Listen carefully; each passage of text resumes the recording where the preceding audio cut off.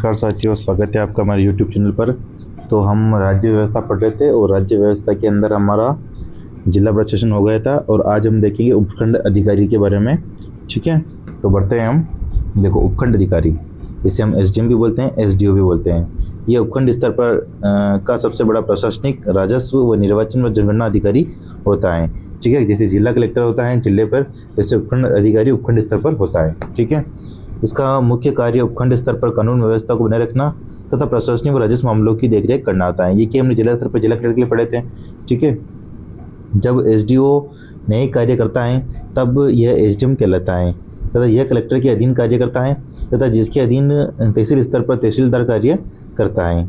ठीक है, SDM police थानों व कलेक्टर के मध्य एक बड़ी कड़ी का काम करता है। ठीक है बेटा, तथा पेट्रोल पंप की स्थापना हेतु अनापत्ति प्रमाण पत्र में SDO के द्वारा ही प्रमाणित की जाती है ना।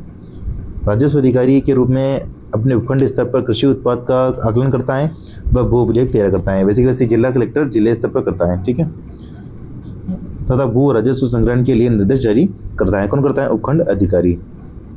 SDM के रूप में यह किसी व्यक्ति को 24 घंटे से अधिक न्यायिक अभिरक्षा में रखने की अनुमति प्रदान कर सकता है और अपने उपखंड में शांति व्यवस्था बनाए रखने हेतु 144 लागू कर सकता है। वह अतिक्रमण को हटवाता है। कौन हटवाता है? उपखंड अधिकारी। ठीक है, तो ये थे उपखंड अधिकारी के काम और उपखंड अधिकारी में डिटेल। अब हम पढ़ेंगे आगे तहसीलदार। ठीक है, देखो, यह राज्य की अधीनस्थ सेवा यानी कि RTS में तहसील सेवा का अधिकारी होता है। RTS सेवा पर 1950 से पहले नियंत्रण राज्य सरकार का था, परंतु इसके बाद इसे राजस्व मंडल को सौंप दिया गया। ठीक है, और राजस्व मंडल का मुख्यालय अपने कहाँ पर बेटा?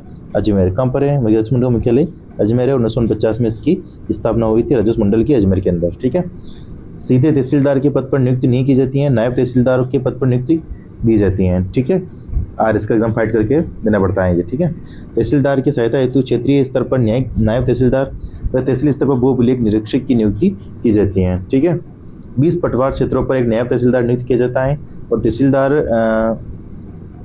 नायब तहसीलदार के कार्यों व कर्तव्यों का उल्लेख तहसीलदार व नायब तहसीलदार कर्तव्य नियम 1958 में किया गया है। ठीक है बेटा, तहसीलदार का मुख्य कार्य क्या होता है?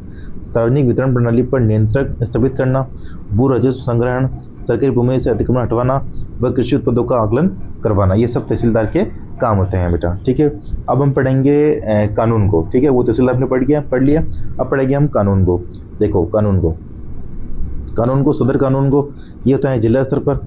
ठीक है, जिला स्तर पर सदर कानून को होता है। नायब तहसीलदार स्तर के व्यक्ति को नियुक्त किया जाता है। ठीक है, और कार्यभार के आधार पर एक से अधिक सदर कानून को नियुक्त किए जा सकते हैं।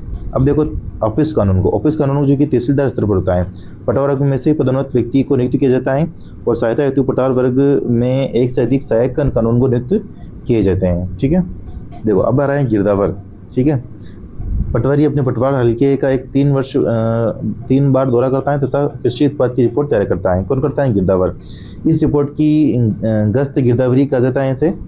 यह गश्त गिरदावरी रिपोर्ट पटवारी जिस व्यक्ति को सौंपता है उसे गिरदावर कहते हैं। 10 पटवार क्षेत्रों पर एक गिरदावर की नियुक्ति की जाती है और यह पटवार वर्ग में से पदोन्नत व्यक्ति ही होता है। ठीक है बेटा, ध्यान रखना है ना, गिरदावर।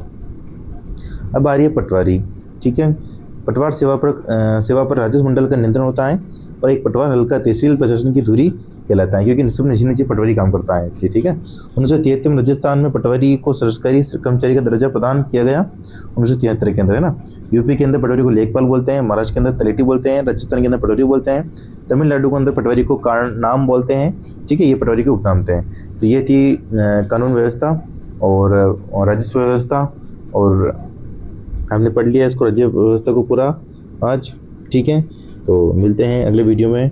जय हिंद, जय भारत। ऐसे ही नोट्स प्राप्त करने के लिए आप हमारे नंबर 8440877779 पर मैसेज करें और हर PDF के आपको मात्र केवल 99 रुपये देने हैं। ठीक है, जय हिंद, जय भारत।